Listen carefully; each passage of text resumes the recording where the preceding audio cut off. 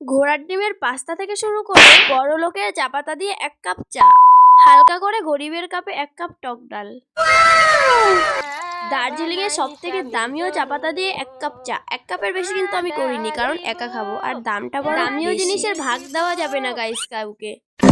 রাজা কৃষ্ণচন্দ্রের ঘোড়াশালা থেকে একটা ঘোড়ার ডিম নিয়ে এসেছিলাম, সেটা থেকেই জমিয়ে পাস্তা করেছি। আরে কালার দেখে আবার তোমরা কেউ লোভ দিও না।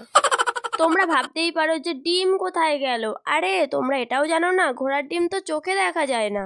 তো হালকা করে সকালের বড়লোকি খাবার দাবার দিয়ে ব্রেকফাস্টটা সারা হয়ে গেল। চলো এখন এক জায়গায় যাব। প্লেনের টিকিট না কেটে কিন্তু আমরা প্লেনে উঠে পড়েছি, তারপর কিন্তু আমরা চলে এসেছি। কদিন আগে আমরা সরকারি চাকরির পরীক্ষা দিয়েছিলাম, যেখানে এই দুজন সিলেক্ট হয়ে গেছে আর আমি একা হইনি। সেই দুঃখকে সাথে নিয়ে কাকুর দোকানে চলে এসেছিলাম একটা ফ্রিতে আইসক্রিম খাওয়ার জন্য, যেটা আমাদের একদমই দেয়নি। তারপর টাকা দিয়েই একটা লস্যি একটা ক্যাম্পা কিনে নিয়েছি। দুজনে খেতে খেতে এখন বাড়ির দিকে যাব। বাড়ি এসে স্নান করে সবে ভিডিওটা অন করেছি, আর তার মধ্যে আমার মা ডাক দিল যে বিরিয়ানি আর চিকেন কষা করেছি, তাড়াতাড়ি খাবি আয়। তারপর তো লোভ না সামলাতে পারলে আমি চলেই আসলাম।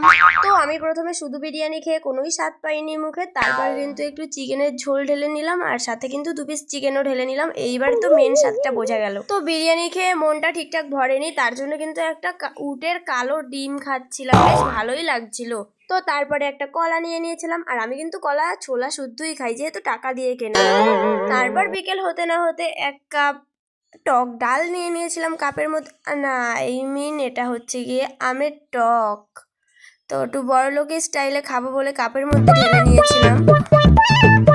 রাতের বেলা একটা রসগোল্লা খেয়ে ঘুমাবো। ভিডিও কেমন লাগলো কমেন্টে জানিও। টাটা সবাইকে।